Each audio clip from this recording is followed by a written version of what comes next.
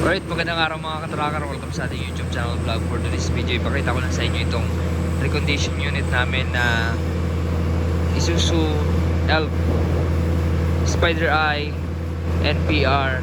Alright, nandito pala tayo sa Calipil Marketing Corporation, Barangay Mambugdes, Bacol, Cavite. So ipapakita ko lang ito sa inyo para magkaroon kayo ng reference and idea sa mga Japan surplus at mga unit namin. So ito po, ayan. Yan po yung itsura niya. May plaka na nakarehistro, urethane paint yung pintura, kulay puti, undercoat naman itim, tapos fabricated closed band 14 feet ang haba. NPR po, malapad. Ayan, 6 stud po siya. Lapitan po natin yung cruise weight capacity niya. Ayan, tapos naka disc brake yung harap, 6 studs, tubeless. Ang sukat ng gulong, ayan, 215 by 85 R16. Nakamolye, harap likod. Ayan. Tapos may windbreaker na po siyang kasama, oh. Spider Eye. Malapad po itong elf na to. Fully recondition to. Ayan po yung itsura niya. Ito naman yung loob ng unit. Mga power window na brand new dashboard. Ayan po yung dashboard natin. Ayan, oh, malinis, maganda tingnan. Ayan, meron po siyang 6-speed manual transmission. Naka-upholstery yung mga upuan. Naka-floor matting na rin yan, oh. Ito po yung mga upuan. Meron siyang center seat, high cab yung ating cabin. Alright, ayan po, complete standard electrical lights and accessories itong unit na to. Ang makina niya 4HL1 electronic type, mga katracker. Naka change oil na tune up yung makina. Tapos dito naman sa kanyang body, ito yung body. Ayan, oh.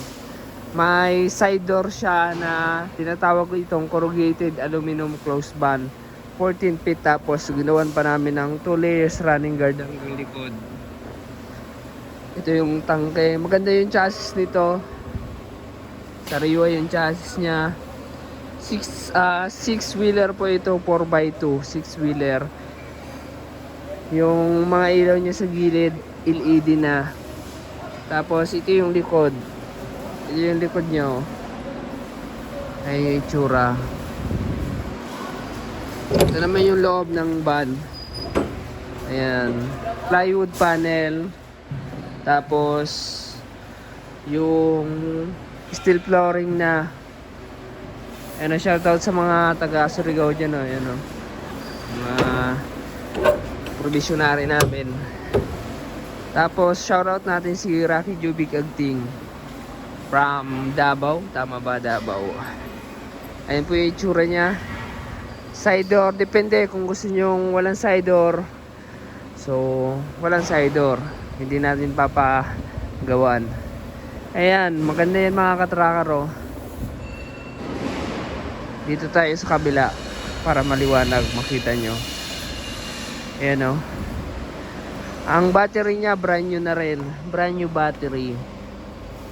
All steel na po yung body nito. Wala nang kahoy. Ayan, yung pangilalim na check, brake, clutch, transmission. Lahat po yan. Tapos ito naman yung ating instrument panel. May aircon to. May aircon na. Gumagana yung radio. Ayan, kompleto po yung accessories niya dito sa loob. Ayan, panda rin natin, diba? Ayan, may maraming nagsabi sa nakaraang vlog natin na naka-check engine daw yung unit. So hindi pa po yung nakaandar. Pag umandar po yung makina, saka lang po mawawala yan. Kapag inon po natin, lalabas po yan, and then mawawala. Tapos pandar na ulit natin. So ang matitira na lang yung ating parking brake. Ayan, yung handbrake indicator natin. So ayan, ang odo nito, ayan, 259,424 yung nakarehistro sa kanyang panel. So ayan, 'di ba? Solid. Ayan, gumagana po lahat ng ilaw yan. Gumagana lahat ng ilaw. 'Di ba? Oh. Pogi na mga tracker, oh. So ayan, pakita ko sa inyo yung makina para makita nyo yung andar. So ito yung makina niya, 4XL1. Meron itong 118 PS at 2,700 RPM. Dash 2 CRDI na siya. Ayan, yung mga engine support, transmission support niyan, yan, wala siyang basag. Maganda yung pagka-convert ng steering. Ayan, di ba? All goods. Ayan, oh.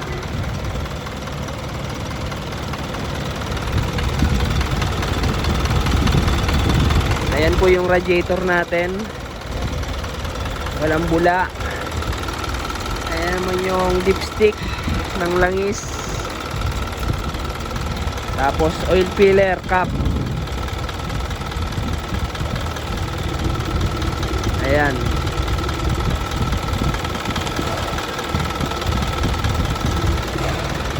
Diba? Maganda ang andar ng makina. Dito mga ka-tracker, meron tayong warranty kapag bumili po kayo ng recondition unit. May warranty po kami. 2 months po yung warranty namin. Ayan, diba? So ito, tinest drive na namin to. Lahat ng unit tinitest drive namin kung nasa roadworthy standard yung mga unit na nilalabas namin. So ito pipick upin na lang ng aming kliyente. Alright, yan mga ka-tracker. Kung gusto nyo nang hindi sitahin sa kalsada, so mas the best yung mga ka-tracker naka CRDI. Fuel efficient na ang ganitong makina. Malakas humatak kasi ayan, electronic type CRDI, powerful, tapos compact yung kanyang makina. Ayan, so hindi siya mausok. So ang kailangan nyo lang dito, tamang maintenance sa inyong truck para tumagal at hindi sakit sa ulo, at magkaroon kayo ng marunong na mekaniko na marunong sa ganitong mga makina. Alright mga ka-tracker, dito ko lang matatapusin itong video na to. Kung nagustuhan nyo, paki-like, share, and mag-subscribe na. Paki-follow na rin ang ating FB page. Dito pala kami sa Calipil Marketing Corporation. Nandito tayo sa loob ng planta, Barangay Mambugdos, Bacoor, Cavite. Kung gusto nyo mag-visit, punta lamang kayo bukas ng Lunes hanggang Sabado, 8 AM to 5 PM. So kung gusto nyo mag-inquire or magtanong, message lamang po sa ating FB page, Tracker Moto PH. Maraming salamat. Ayan, paki-like kung nagustuhan nyo itong truck. Alright, maraming salamat. Mamimigay tayo ng GCash sa mga top sharer and likers natin dyan na sumusuporta sa ating FB page at sa ating YouTube channel. Maraming salamat. God bless. Shoutout kay Rocky Jubig Agting, kay Christian Nopia na pinsan ko. Yun. So bye bye.